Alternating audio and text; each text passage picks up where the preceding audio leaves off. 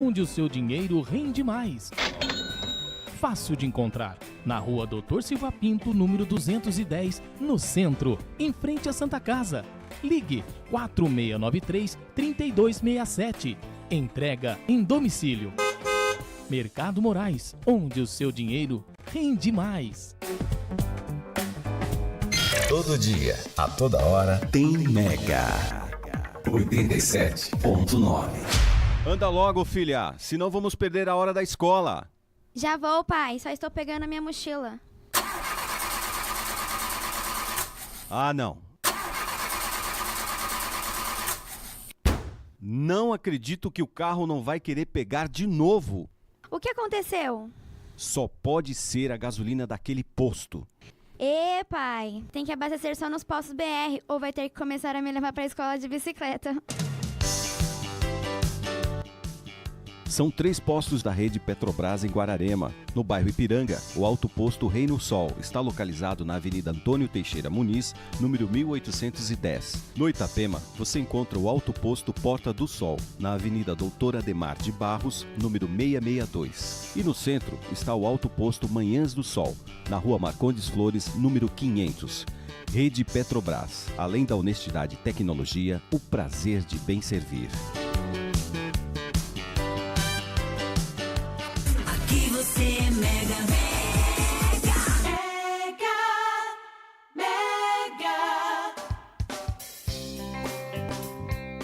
Começa agora na Mega FM o programa Espertos como Serpentes, com a apresentação de José Freire, fatos do cotidiano, variedades e conselhos para o público jovem. Você acompanha aqui. Olá, caros ouvintes, estamos dando início a mais um programa Espertos como Serpentes aqui na Rádio Mega FM. Como sempre, gostaríamos de agradecer pelos prestígios dos nossos ouvintes nas mídias sociais, pelo rádio, todo o feedback que a gente acaba recebendo na rua, muito bacana isso. E sempre que tiverem vontade e disposição, mandem para a gente sugestões de temas de programas, pessoas para serem entrevistadas. Então, dando início a essa linha de programa sobre a educação, eu trouxe aqui um especialista na música para falar um pouco para a gente sobre educação musical, que é o Rafael Alves. Rafael, seja muito bem-vindo ao Espertos como Serpentes. Obrigado, boa tarde a todo mundo aí, agradeço o convite, fico muito feliz. Então, Rafael Alves é seu nome artístico, seu nome inteiro é Rafael de Souza Bueno Alves, você tem 30 anos, ele é cantor, compositor e ator, formado pela Escola de Atores Wolf Maia, especialista em guitarra, tecnólogo em comunicação e ele é o dono do Instituto de Educação Musical Rafael Alves, que está atuando já há quanto tempo na cidade, Rafael? 4 anos, indo para o 5º ano agora em setembro. 4 anos, então uma Copa do Mundo e na ativa. Pois é. Muito bem, então. Rafael, antes de tratar um pouco sobre o papel da educação musical, mais especificamente a importância da música no desenvolvimento do ser humano, Sim. Queria que você expusesse aqui um pouco pra gente a sua trajetória pessoal, profissional, assim, você nasceu em Guararema, como é que foi sua infância, Sim. adolescência, qual foram as influências, especialmente da infância e da adolescência, que você carregou para a vida e fazem com que você realize o seu trabalho hoje? Sim. Bom, eu comecei muito cedo na música, né? Eu sou natural de Guararema mesmo, minha mãe é mineira, que é a Teca, né? Que muita gente conhece. Sim. Meu pai é o Pedro, que é daqui de Guararema também. Com 4 anos de idade eu já fazia parte de alguns corais infantis na igreja que eu frequentava. Uhum. E a música sempre fez parte da minha vida, seja nos churrascos de família, da parte da minha mãe, onde a gente ouvia muito Michael Jackson, seja na igreja, seja na escola, assim, né? Quando eu completei meus 12 anos de idade, até então eu queria ser desenhista.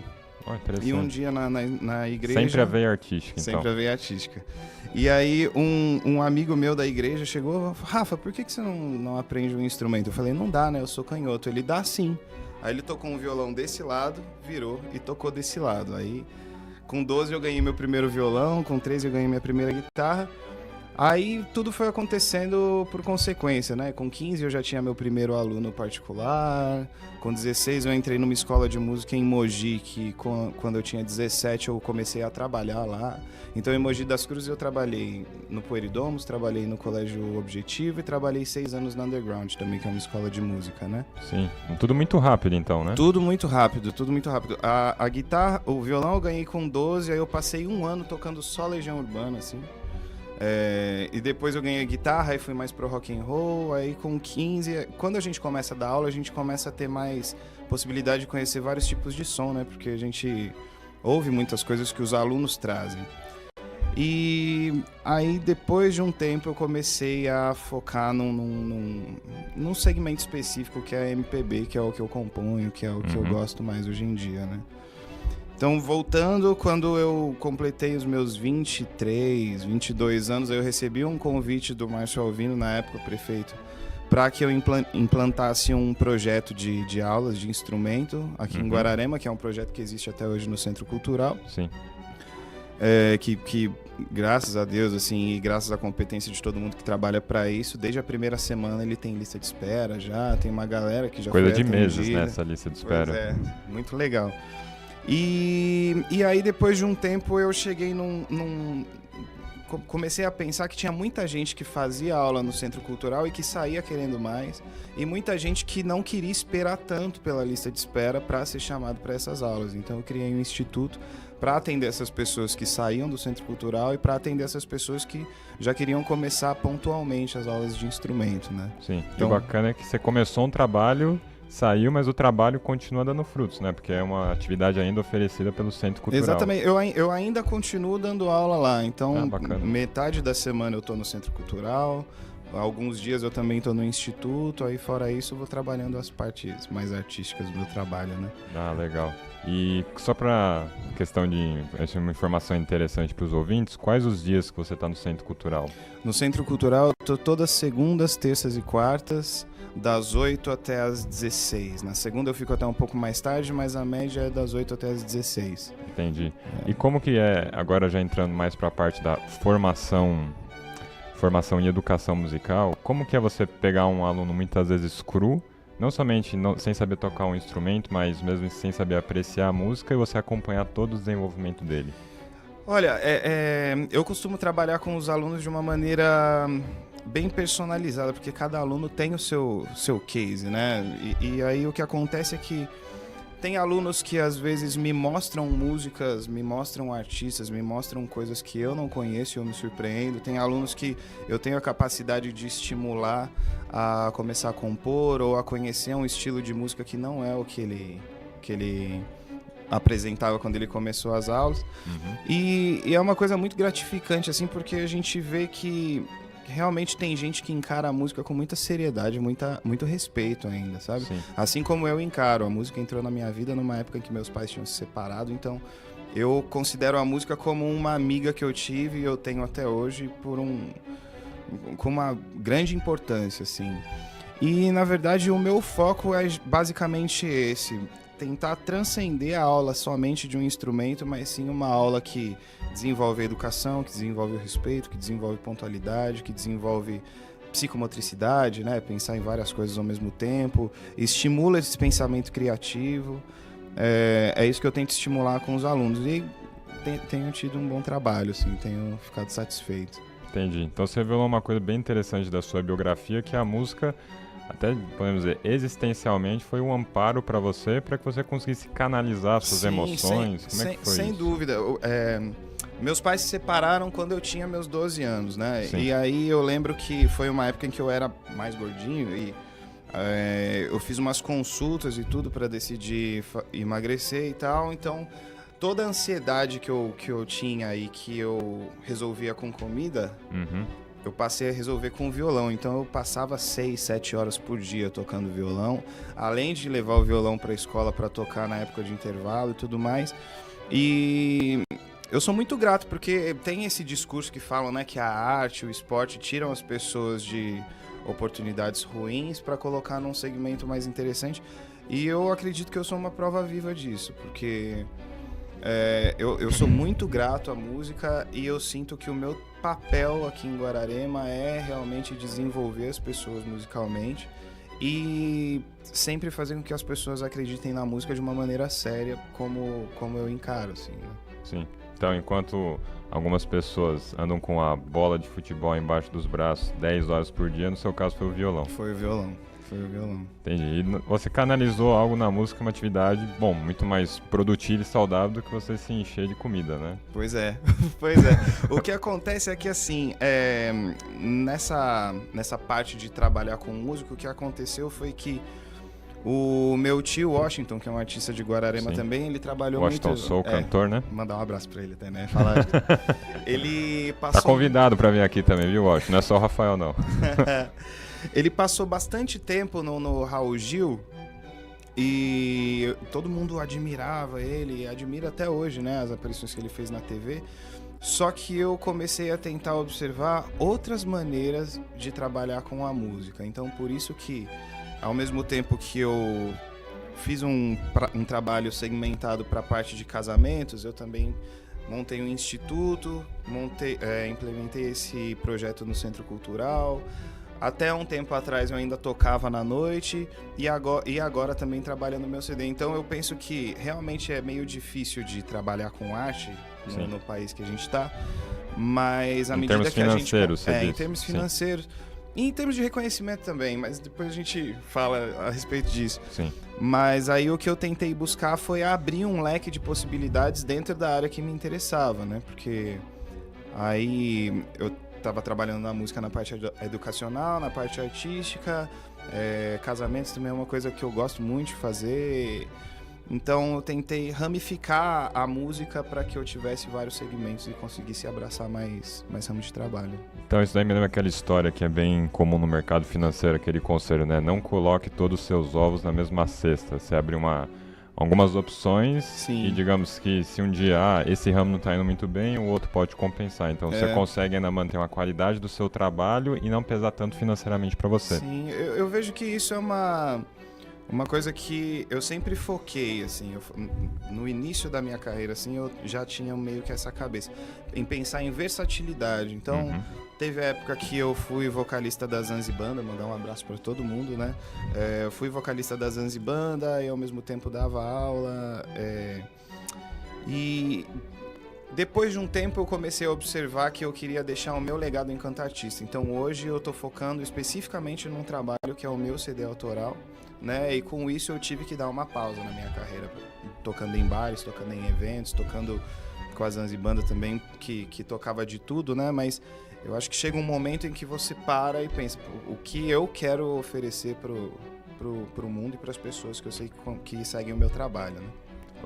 Mas ainda assim, mesmo me direcionando melhor agora, ainda assim eu tenho um leque por causa dessa parte educacional. Tudo. Então, assim, você acabou atuando um pouco em tudo, provando um pouco em tudo, então tudo bem, agora que eu já sei, eu posso me especializar no que realmente eu quero. Até porque não dá pra negar, né, que às vezes você participar de uma banda de baile, você cria muita experiência de palco, você começa a aprender a lidar com as pessoas lá embaixo, você tem uma sacada muito mais rápida de observar se o público está gostando da sua música ou não, tentar enxergar uma melhor maneira para que as pessoas absorvam e gostem da sua música. Isso é um trabalho contínuo, mas que é bem legal, assim.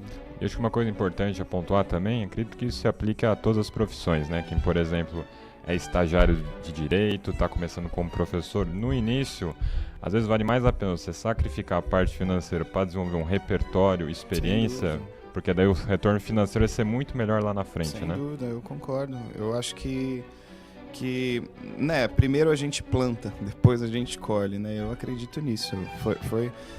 Eu acredito que ainda que eu esteja colhendo várias coisas, eu quero sempre estar plantando para que as pessoas, para que as pessoas conheçam o meu trabalho e para que eu esteja em movimento a todo momento, né? Eu acho que a vida é isso, né? Quando a gente chega no estágio que a gente almejou, a gente já está almejando outras coisas e a gente sempre está nessa corrida, né?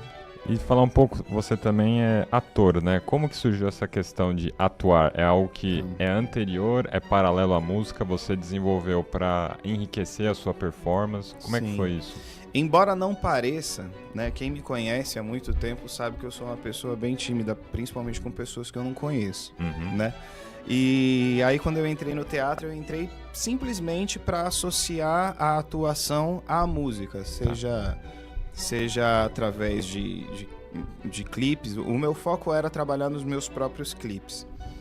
Quando eu entrei no Wolf Maia, eu percebi que o buraco é muito mais embaixo, que você tem que realmente mergulhar nas peças, que é um trabalho a ser desenvolvido, que é muito grande, que é você se esvaziar para você dar vida a uma outra personalidade, a um outro personagem, né?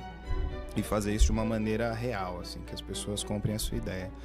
Então, durante o curso, por um tempo, eu comecei a tentar não deixar a música e o teatro paralelos, né? Eu tentei focar um pouco mais no teatro, na parte de TV, na parte da parte publicitária, até que eu fiz uns trabalhos para a Prefeitura de Mogi. Fiz alguns trabalhos aqui também para Guararema, né? Algumas atuações, algumas figurações também.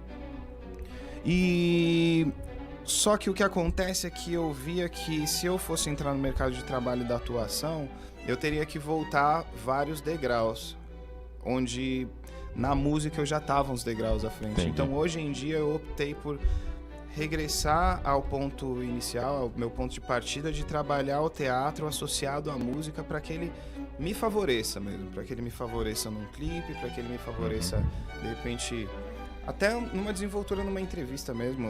Eu acho que o teatro, ele Te solta, né? me solta. E hoje em dia, pensando no resultado do teatro na minha vida, eu me sinto uma pessoa que se desenvolveu muito pessoalmente, assim, internamente, sabe?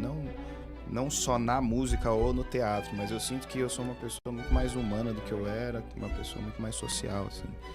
Isso é bem interessante. Entendi. Então o teatro acabou servindo para você agregar ao seu trabalho como músico. Isso. Assim, como eu tô gravando meu CD e tudo mais, mesmo se surgir uma proposta hoje para algo de atuação... Vai que a Globo te manda uma proposta. Pois é, né? Eu não digo... Aquela coisa, né? Nunca diga que dessa água eu não beberei. Mas, ainda assim... Pois... Como é que é, Pedro? Vai que dá sede? Pois é, né? Ninguém sabe, né? Mas o que acontece é que... há muito tempo atrás, eu fiz um CD com músicas do Michael Jackson. Por quê? Eu pensei, faz 10 anos que eu comecei a tocar e as pessoas não têm nada palpável do meu trabalho, né? Então aí eu entrei em estúdio com a galera e gravei o CD e foi muito legal. Eu toquei em um monte de cidade, o show do MJ Experience, muita gente de Guararema conhece. Agora, eu tô gravando esse CD que é com as minhas músicas e o foco é esse, é um cuidado que eu tenho nessa... São composições suas. Composições minhas. É um CD que é bem interessante porque ele tá mostrando bastante a trajetória. Tem músicas que tem 15, 12 anos de idade e tem músicas que eu compus no ano passado, assim. Sim. Então dá até pra ver, através das músicas, uma diferença de discurso, uma diferença de pensamento, uma diferença da maneira de escrever, da maneira de produzir as músicas. E isso tem sido bem interessante, assim. Então, hoje em dia, o meu foco é concluir esse CD para que realmente eu tenha um trabalho que seja a minha mensagem passada para as pessoas. E aí, a partir disso, a gente abre o leque de novo para outras possibilidades.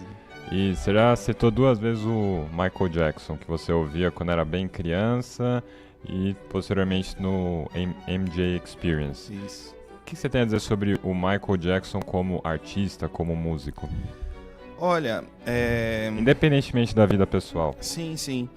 Eu acredito que o Michael Jackson realmente foi e ainda é o rei do pop, porque, pelo menos pra mim, nenhum outro artista me surpreendeu tanto. E o Michael Jackson, a minha vida enquanto ele era vivo, eu me surpreendia com ele. Tanto que ele que começou com os videoclipes, né?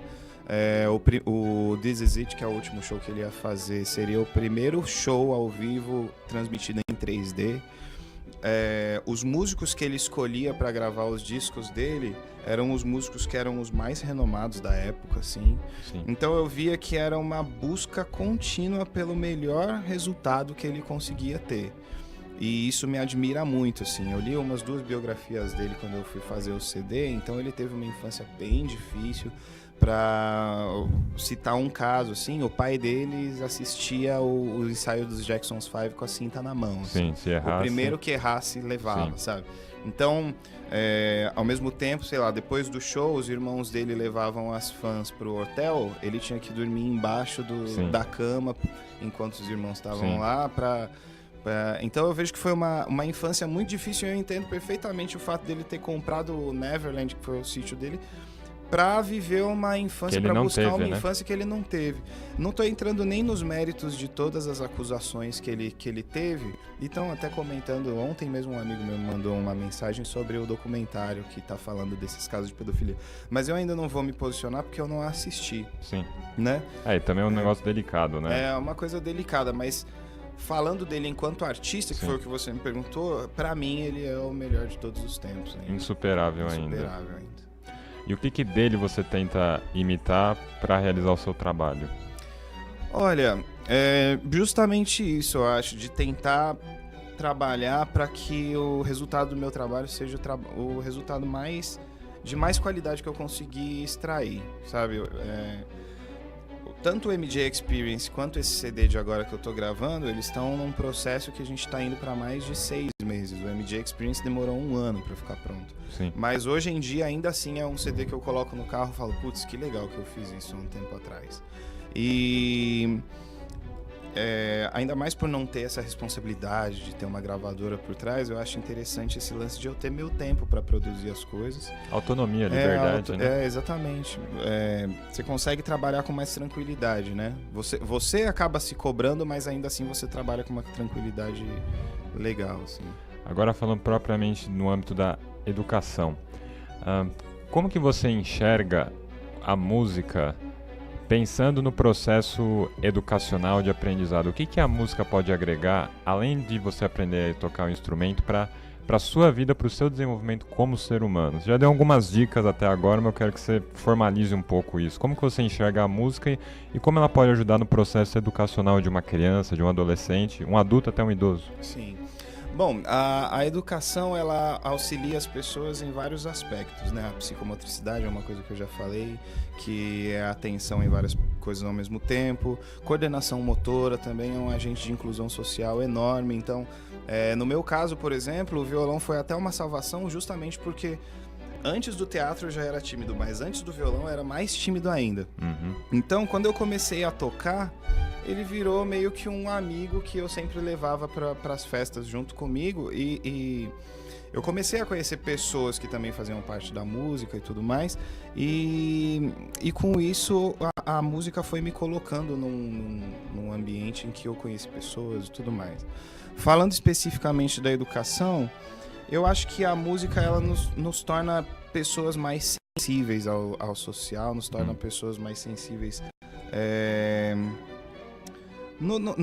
na maneira de lidar com outras pessoas também, nos torna pessoas mais espertas, porque a música ela tá em todo lugar, então tudo que você vai ouvindo, assim, tudo que você vai captando, vai te deixando um pouco mais sagaz, mais ligeiro, Sim. né? E isso tudo vem pro inconsciente. E eu acho que isso que a música, na verdade, ela agrega a vida das pessoas durante todo o caminhar, assim. Existe um texto que fala, eu não vou lembrar de quem é, mas começa: se partires um dia rumo a Ítaca, tendes ciência de que... Na verdade, a moral da história dizia que o interessante da viagem não é onde você chega, mas sim a viagem num todo, né? A trajetória. E eu vejo que, eu posso dizer pelo meu caso, né? A música me trabalhou enquanto ser humano, me trabalhou, me colocou numa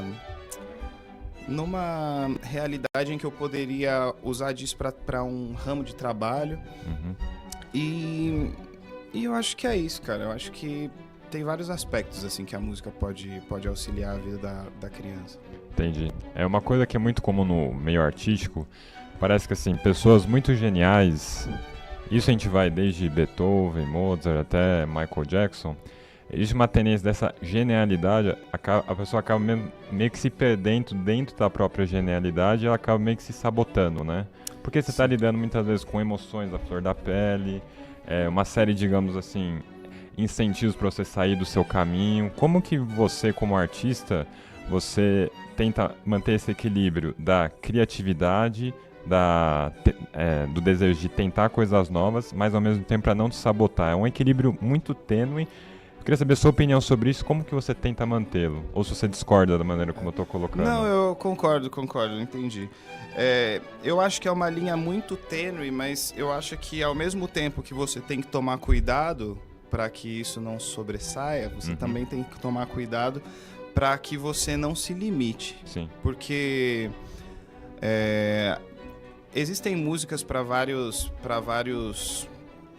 objetivos, né? Tem a música que é feita para dançar, tem a música que é feita para dar risada, tem a música que é feita para chorar, mas ainda assim, no cerne da questão, no gênese da música, por que a música existe? Para transmitir e causar sensações e sentimentos. Sim. Né? Então, se a gente se limita ou se boicota, eu acho que a gente acaba meio que deixando morrer um lado artístico que talvez seja o nosso diferencial, que talvez seja o que a gente faz de diferente, sabe? Tem músicas que, por exemplo, estão sendo concluídas do CD que me fazem chorar. E é um choro que eu não sei explicar. Né? Tem músicas que me fazem dar risada, é uma risada que eu não sei explicar também. E eu acredito que eu me sinto bem com essa loucura, sabe? Me sinto bem, mas eu entendo o que você quis dizer e às vezes eu sinto que eu preciso dar essa brecada. Tem vezes que, sei lá, eu tenho que trabalhar 7 horas da manhã no outro dia, são 4 horas da manhã, eu ainda tô querendo produzir, ainda tô com a cabeça lá, assim. Sim. Então existe toda uma responsabilidade também com relação à saúde, com relação a lidar com a música de uma maneira saudável, mas é uma força maior do que a gente. Quem é músico vai concordar comigo que a música é uma força maior do que a gente, assim, sabe? Tem vezes que eu passo 5 horas com o violão e passaria mais 5 horas facilmente. Tem vezes que eu dou aula o dia todo, que eu chego em casa e eu não quero olhar pro violão, assim. Sim. Então eu consigo balancear isso, mas quem sou eu para falar, né? Para me colocar do lado de Mozart, Beethoven, não quero nem... Mas eu sinto essa loucura. Eu imagino que eles sentiam uma loucura tremendamente maior, tremendamente... não digo torturadora, mas digo perturbadora, assim, né? Não no lado ruim da coisa. No sentido de algo constantemente que te instiga. Isso, exatamente. E não falo só da música também, no teatro também. Na arte de maneira geral. Na né? arte de maneira geral. Eu lembro que quando eu fazia teatro, eu tinha uma questão para ser resolvida por conta da separação dos meus pais. E um dia eu fiz o Vicente, que foi um personagem que... Ele era um escritor que ele não acreditava no sucesso das peças dele, justamente porque ele teve uma intriga com o pai dele e o pai dele saiu de casa. E teve uma fala dele que eu lembro nitidamente, que eu estava sentado na cena e eu falei, era o Rafael falando pro pai dele, não era o Vicente falando pro pai dele. É bem forte, assim, e é o tipo de coisa que fica na cabeça, que você para e, sei lá, durante a leitura do texto eu nem percebi isso, na cena eu percebi isso. Né? Acho que é importante bater nessa tecla que é muito confuso até para quem é artista mesmo. Tem uma outra cena que onde você termina, onde começa o personagem. Tem uma cena que eu fiz uma vez com a Gabriela Borges, que a gente fez a cena na sala de aula, chegou um momento ela chorou. E aí o professor falou, vocês têm uma ótima cena para banca, eu acho que é essa cena que vocês têm que fazer e tudo mais. A gente passou 5 meses ensaiando essa cena para apresentar para a banca. Não desceu uma lágrima do rosto dela. No dia que a gente foi apresentar a cena pra banca, no mesmo momento, derramou.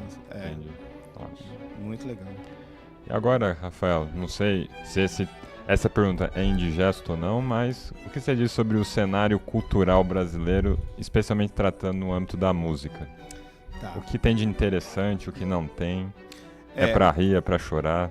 Olha, o que eu acredito é que o mercado musical já passou a ser uma coisa extremamente business, assim. A gente não lida mais com a arte na parte da mídia de uma maneira como a arte poderia ser usada, né, para desenvolvimento das pessoas, para estimular as pessoas a buscar sempre o novo, né? E eu associo isso a duas coisas. Primeiro, a uma educação, né? Eu considero que a gente em Guararema é muito privilegiado na questão da educação, não tenho dúvida disso. Mas se tratando da massa, eu acredito que a gente tem um déficit na educação que quando a gente se forma, a gente não tem, de repente... e eu coloco a parte particular também nessa educação, né? Não estou colocando só a parte pública. Eu não sinto que as pessoas saem com um know-how para saber apreciar uma obra de arte, para saber apreciar uma música e saber o porquê que ela gosta dessa música com termos técnicos, assim. Eu gosto dessa música porque ela tem esse tempo, porque ela é desse gênero, porque a letra do cara fala isso, por causa disso, entendeu? Eu sinto que a gente não tem essa possibilidade e eu sinto que eu tenho um pouco disso porque eu busquei por fora. Sim. Eu acredito que todas as pessoas são assim. Além disso, eu acredito também que a globalização tem o seu lado bom e o seu lado ruim. Por quê? O que é bom chega rápido, o que é ruim também. Exatamente, exatamente. E o fato de a gente estar nessa era da internet em que a gente pode escolher de tudo, não significa que a gente vai escolher o que é melhor para o nosso desenvolvimento. Principalmente porque tem a mídia que está jogando informação para a gente a todo tempo. Sim. E é o que chega mais fácil pra gente. É muito mais fácil a gente assistir uma TV e ouvir uma música do que ficar pesquisando uma banda até que a gente encontre uma que a gente goste, né? Sim. Então, eu acredito que tá tudo muito segmentado, né? E que se a gente procurar, a gente vai encontrar coisas boas, assim como coisas ruins. Mas em questão do que está sendo colocado na mídia hoje em dia, eu acho bem triste, assim. Acho bem triste porque... né, se a gente pegar o sertanejo e o funk, que são as coisas que estão mais em alta, antigamente eu era até mais radical, assim, eu detestava que eu não conseguia ouvir. Hoje em dia eu entendo que tem várias situações. Tem uma situação, numa festa, ninguém vai querer ouvir Frank Sinatra numa festa da galera. Depende da festa. Sim, claro. Entendeu, né? Mas eu ouviria, sem problema nenhum. Eu acredito que você também, não tenho dúvida. Mas falando no geral, assim, isso é uma coisa inerente, não tem como. E aí eu acho que a nossa parcela de responsabilidade, a minha parcela de responsabilidade enquanto educador musical é realmente fazer com que as pessoas tenham acesso a essas músicas que, querendo ou não, estão ficando um pouco... Deixadas de lado. Deixadas de lado, não digo obsoletas, mas estão deixadas de lado. Para que, de repente, elas possam falar, eu gosto de funk, mas eu conheço MPB, conheço rock, conheço a bossa nova. E consigo apreciar também. E consigo apreciar. O que eu sinto é que falta um pouco do desejo de pesquisa das pessoas e também falta, sem dúvida, um pouco de interesse da mídia para que ela ofereça estilos de música que a gente saiba que vai agregar a vida das pessoas e não simplesmente gerar dinheiro, né? Entendi. Para fechar, Rafael, queria que você contasse um pouco sobre o seu instituto. Alguém que está aí em casa, que está no trabalho, está dirigindo, alguém que conhece, alguém que queira fazer aula, que acha que tem uma aptidão. Falar um pouco do trabalho do seu instituto. Sim. O instituto ele já está indo para o 5º ano, né? Agora em setembro. A gente oferece hoje em dia aulas de violão, de guitarra, de canto, de musicalização infantil e de bateria. Né? O instituto trabalha de segunda a sexta. A gente costuma pegar crianças a partir dos 8 anos de idade, só que agora que a minha mãe em breve vai entrar com a aula de musicalização, a gente também vai conseguir atender crianças de 3 a 7 anos. Excelente. A aula de musicalização infantil, ela é uma aula de música de uma maneira mais lúdica, né? A criança não aprende especificamente um instrumento, mas aprende música através de ciranda, de datas comemorativas, um pouquinho de cada instrumento para conhecer também. No meu caso, eu tenho tentado trabalhar a aula de música não só na parte de instrumento, mas sim de produção dos alunos. Então, no mês de março agora entraram 2 alunas, a Fê e a Duda, e em abril a gente conseguiu já produzir uma primeira música que tem 3 amigas tocando, eu produzi mais algumas coisas e uma aluna de canto, que é a Luana Bernardes, cantando também. Bacana. No ano passado eu tive o MC Michael Douglas, que daí ele chegou com uma composição dele, eu compus um refrão, produzimos, a gente lançou a música na TV Diário. Então eu acho que eu tenho buscado trabalhar essa parte de ensinar um instrumento, mas ainda assim, associado a isso, ensinar mais sobre a música e desenvolver essa aptidão a ponto de, mesmo que a pessoa não opte por isso, colocar ela no mercado e falar, olha, com isso aqui que você aprendeu, você pode fazer isso. E de repente abrir portas de que quando eu tinha meus 16, 18 anos eram fechadas para mim. Eu ouvi muitos não, e hoje em dia eu acredito que é interessante que eu possa dizer sim para algumas pessoas e ajudar elas no desenvolvimento do talento delas, né? Pode deixar, Rafael, o contato do seu instituto, o Insta, Face, claro. Como é que a gente encontra? O Instagram do instituto é iem.rafaelalves e o telefone de contato é o meu pessoal mesmo, que é 11 97454 5453. 11 97454 5453. Só entrar em contato. É isso aí. Rafael, muito obrigado pela sua presença. Sempre bom estar entrevistando pessoas em Guararema que realizam um trabalho sério de qualidade, especialmente no âmbito musical. Como você disse, a gente está precisando apresentar algumas coisas para as pessoas, Sim, né, em termos de música. Né? Eu agradeço muito a oportunidade de estar aqui. É um programa que quando eu posso eu acompanho, quando eu não estou na rotina das aulas e tudo mais. Te parabenizo também, porque é muito legal. Eu te conheço desde criança, assim. Fez aula com a minha irmã, né? Muito tempo aula de inglês. Pois é, com a Elisa. E é muito legal ver uma pessoa jovem à frente de um programa e fazendo um trabalho legal desse. Parabéns. Muito obrigado, viu? Gente, sempre uma satisfação estar falando com vocês. Semana que vem nós estamos de volta com mais um programa Espertos como Serpentes, ainda nessa linha educacional. Um excelente final de semana para vocês. Fiquem com Deus. Tchau!